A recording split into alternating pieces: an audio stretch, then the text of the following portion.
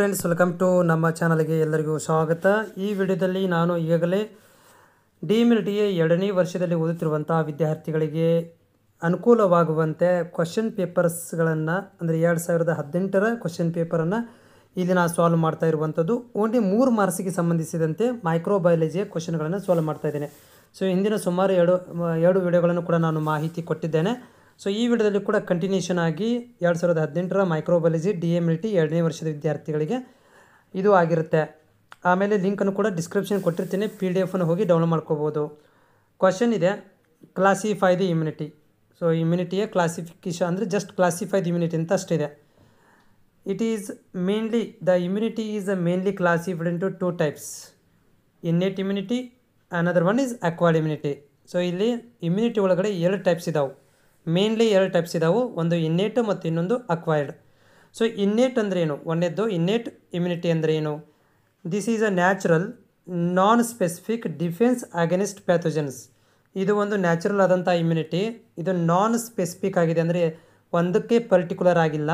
ಇದು defence against pathogens. Pathogen ಅಂತಂದರೆ ರೋಗವನ್ನು ತರುವಂತಹ ಸೂಕ್ಷ್ಮಾಣುಜೀವಿಗಳೇ ಪ್ಯಾಥೋಜನ್ಸ್ಗಳು, ಅಥವಾ ರೋಗವನ್ನು ಉಂಟು ಮಾಡುವಂತಹ ಜೀವಿಗಳು ಅಂತ ಕರಿಬೋದು.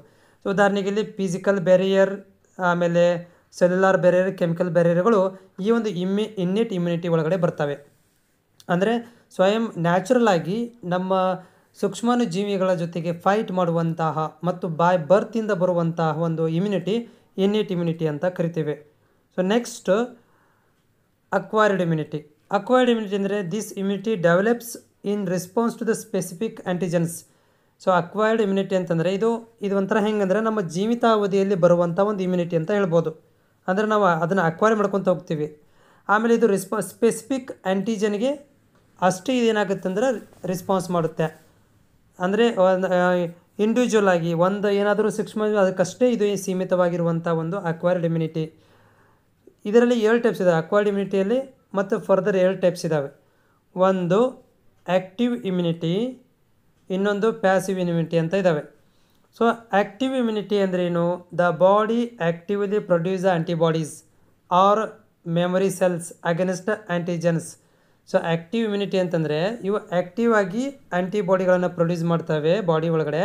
ಇವಕ್ಕೆ ಮೆಮೊರಿ ಸೆಲ್ಲು ಕೂಡ ಇದ್ದಾವೆ, ಅಂದರೆ ಇದು ಮೆಮೊರಿ ಮಾಡಿ ಇಟ್ಕೊಂಡಿರುತ್ತೆ. ಯಾವುದೋ ಸೂಕ್ಷ್ಮ ಜೀವಿ ಬಂದರೆ ಅದನ್ನು ರಿಮೈಂಡರ್ ಆಗಿ ಇಟ್ಕೊಂಡ್ಬಿಟ್ಟಿರುತ್ತೆ ಅಗೇನ್ಸ್ಟ್ ಆ್ಯಂಟಿಜನ್ಸ್. ಸೂಕ್ಷ್ಮಾಣು ಜೀವಿಗಳಿಗೆ ಇದು ಆ್ಯಕ್ಟಿವ್ ಆಗಿ ಆ್ಯಂಟಿಬಾಡಿಗಳನ್ನು ಪ್ರೊಡ್ಯೂಸ್ ಮಾಡೋದ್ರ ಜೊತೆಗೆ ಇದು ಮೆಮೊರಿಯನ್ನು ಸ್ಟೋರ್ ಮಾಡಿ ಇಟ್ಕೊಂಡಿರುತ್ತೆ.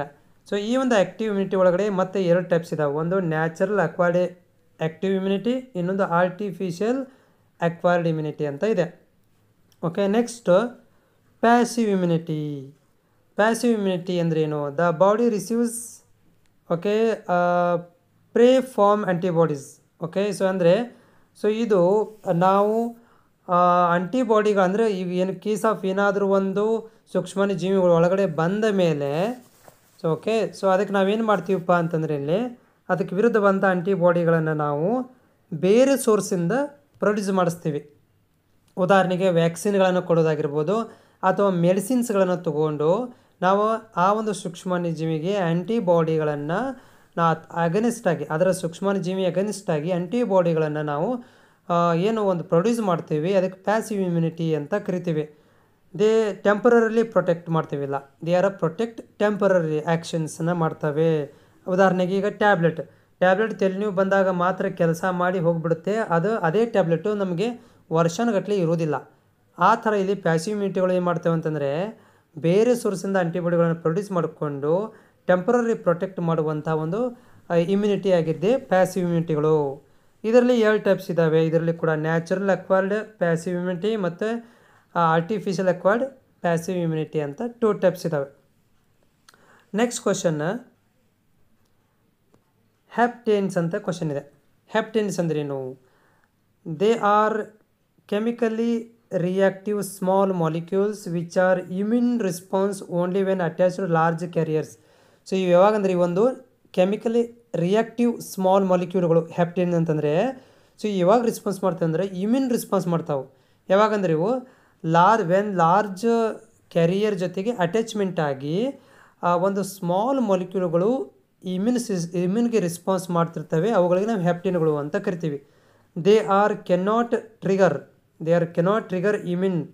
An immune response on their own.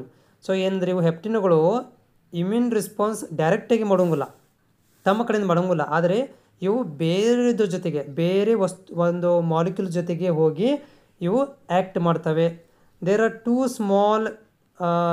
Two small stimulates. ಇವು ನೋಡಲಿಕ್ಕೆ ತುಂಬ ಕಡಿಮೆ ಆ್ಯಕ್ಟಿವಾಗಿ ಕೆಲಸ ಮಾಡ್ತೇವೆ. ಅಂದರೆ ಇವು ಆ್ಯಂಟಿಬಾಡಿ ಜೊತೆಗೆ ಕೆಲಸ ಮಾಡುವಂಥವುಗಳು ತುಂಬ ಕಡಿಮೆ ಕಂಟೆಂಟ್ ಒಳಗಡೆ ಪ್ರೆಸೆಂಟ್ ಇರ್ತವೆ. It contains common carrier proteins include bovine, serum albumin, keyhole, hemocyanin protein. ಈ ಥರ ವೆರಿ ವೆರಿ ವೆರಿ ಕಡಿಮೆ ಕ್ವಾಂಟಿಟಿ ಒಳಗಡೆ ಪ್ರೋಟೀನ್ಗಳು ಇವು ನಮ್ಮ ದೇಹದಲ್ಲಿ ಆ್ಯಂಟಿಬಾಡಿ ಜೊತೆಗೆ ಕೆಲಸವನ್ನು ಮಾಡ್ತವೆ.